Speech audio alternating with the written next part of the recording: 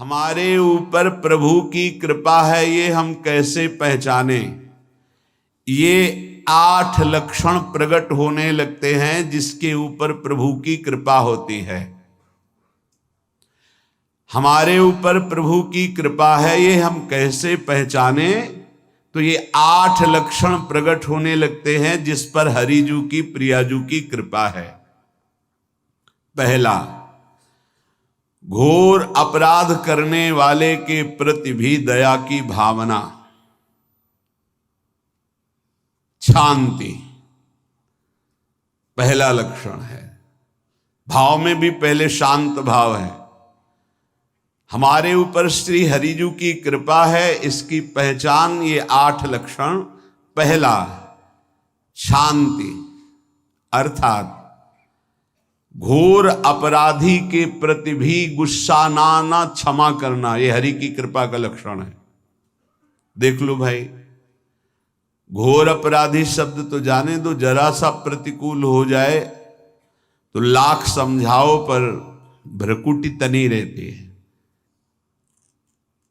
भला ऐसा है? अपराधी पर भी क्षमा का भाव होना, ये हरि कृपा पात्र में ही होगा, अन्य में नहीं। तो अगर अपने हृदय में ऐसा लगे कि ऐसा नहीं है तो हरिजू से प्रार्थना करनी चाहिए कि कृपा करो, मेरे में सामर्थ्य आवे। दूसरा, अनुसूया, वो किसी भी के प्रति कभी भी कोई दोष दर्शन ही नहीं करेगा। दोष कथन, दोष श्रवण की तो बात जाने दो। अनुसूया, दूसरों के गुणों में दोष ढूंढना ये नहीं होता। हरि कृपा पात्र में ये नहीं होता। ये सब भजन के नाश करने वाले।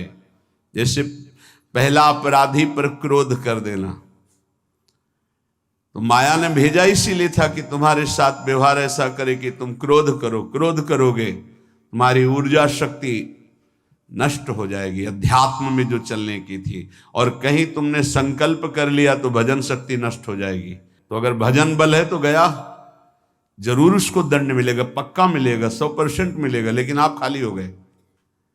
ना भजन करने की वृत्ति रहेगी और ना भजन रहेगा, दोनों बात। अनुसूया, किसी के सद्गुणों में दोष देखना, गुणों में दोष ढूंढना, ये हरि कृपा पात्र में नहीं होता। ये बहुत मंगलमयी बातें हैं जिससे हमारा भजन मार्ग पुष्ट होता है। तीसरा, वो बाहर से और भीतर से पवित्र रहता है, हरि कृपा पात्र। शौचाचार का ज्ञान होना चाहिए, वस्त्र आपके पवित्र होने चाहिए, ये बाहरी जल रज आदि के द्वारा बाहरी पवित्रता।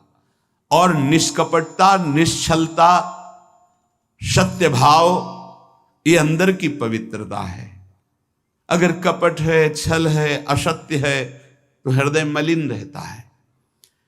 भीतर और बाहर से पवित्र रहना, इसमें खास बात क्या है? भीतर और बाहर से पवित्र रहने में, भीतर और बाहर से सदैव पवित्र कौन रह सकता है? तो बोले जो पुंडरीकाक्ष भगवान श्री हरि का, प्रियाजू का स्मरण करता रहता है, वो शवायाभ्यंतर शुचि, वो बाह्य और अभ्यंतर दोनों से पावन रहता है। तीसरी जो कृपा का लक्षण है, अर्थात वो सदैव भगवत चिंतन परायण, शौचाचार का पालन करने वाला, बाहर और भीतर से हरि कृपा पात्र पवित्र रहता है। चौथा, ऐसे कार्यों का अनुष्ठान न करे जिनमें हमारा भजन छूटता है, जिनमें सत्य छूटता है, जिनमें भगवत भाव छूटता है। जैसे आपके ऊपर कृपा हुई, आप भगवत मार्ग में चल रहे हैं, अब आप ऐसे संसारिक कार्यों का अनुष्ठान कर रहे हैं जिनमें आपकी चित्तवृत्ति बिल्कुल भगवत विमुख हो रही, तो जीवन का लाभ क्या होगा? लाभ तो है भगवत स्मरण सहित। जैसे कल एक ने प्रश्न किया कि मैं खाता तो नहीं हूं लेकिन मांस की दुकान में मांस बेचता हूं, होटल आदमी, क्या उचित है? ये उचित कैसे हो सकता है? तुम और भी तो व्यापार कर सकते हो। जरूरी है धर्म का पालन करने की इच्छा करते हो, धर्म आचरण करते हो, ऐसा नहीं। तो विरत बहुकर्मा, उन कर्मों से हमें विरत रहना है जो हमारे धर्म के विरुद्ध है, जो भजन के विरुद्ध है। हरि कृपा पात्र ऐसे कर्मों का अनुष्ठान कर ही नहीं सकता। अपने भजन का फल देखना भगवत कृपा पात्र के, सबको प्रदान कर देना। हिम्मत है? अपने भजन, इतनी मेहनत से किया हुआ भजन, भजन होने के बाद हे प्रभु इस भजन का फल हो, सर्वे भवन्तु सुखिना सर्वे सन्तु निरामयः। यहां तो कहते महाराज एक माला रोज आपके लिए करता हूं कि आपकी बीमारी ठीक रहे, तो शेष किसके लिए करते हो प्रभु? शेष क्या? अगर इष्ट और गुरु के लिए तुम्हारा है कि एक माला करते तो फिर इतनी माला करते तो हमें क्या होगा? सब आपको दे देंगे तो हमें क्या होगा? तभी भजन का रहस्य नहीं जाना। छठवां, अपने भजन से अपने लिए कुछ भी ना चाहना, और दूसरों की तो बात जाने दो, दूसरों से कुछ ना चाहना ये तो ठीक है, अपने भजन से अपने लिए कुछ ना चाहना है हिम्मत। देखो ये हरि कृपा पात्र में हिम्मत होती है। अपना भजन अपने प्रयोग में ना लाना, इसका भी आंतरिक रहस्य है। अपने प्रयोग में आप शरीर को लेकर के बोलेंगे, अगर स्वरूप को लेकर तो प्रयोग की कोई वहां जरूरत ही नहीं, स्वरूप पूर्ण काम है, वहां कोई अभाव नहीं।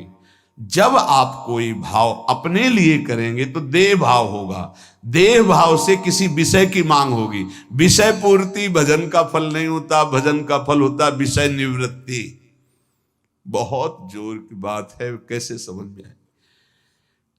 अपने भजन का भी फल अपने लिए नहीं, दूसरों से कुछ चाह रखना तो बात ही जाने दो, भजन से भी कोई अन्य सुख की चाह नहीं हुई। क्या चाहिए? भजन ही बनता रहे, भजन का फल भजन बनता रहे, खूब निरंतर जप करते रहे। सातवां, किसी भी मान सम्मान कीर्ति पद प्रतिष्ठा के मिलने पर हृदय का असंतुष्ट हो जाना, यह हरि कृपा पात्र का लक्षण होता है। प्रणाम नमस्कार जय हो तो हृदय में असंतुष्ट हो जाना चाहिए। कोई किंचन मात्र अभिमान न उदय हो जाए। प्रभु बचाओ, ये माया की चकाचौंध से बचा लो नाथ। कौन सा अपराध बन गया कि आपकी जय की जगह यहां हमको ऐसा सुनना पड़े। मान प्रतिष्ठा कीर्ति जिसके लिए बड़े बड़े लालायित रहते, हरि कृपा पात्र को विष की तरह चुभती है। और आठवां, किसी भी प्राणी समुदाय से संबंध ना रखते हुए सब पर दया की भावना, सब पर कृपा की भावना, सब पर करुणा मैत्री, पर किसी से ममता नहीं। ये सूत्र बहुत व्यवहार में प्रयोग करने योग्य है। सबसे करुणा और मैत्री, पर किसी से ममता नहीं। करुणा तो करी भरत जी ने, मैत्री भी की मृग से, पर ममता रहित नहीं रहे। ममता कर ली तो अगला जन्म हिरण का हो गया।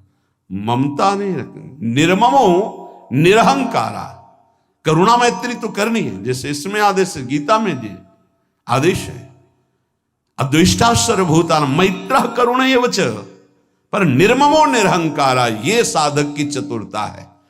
प्राण मात्र पर दया कृपा करुणा मैत्री, पर ममता नहीं।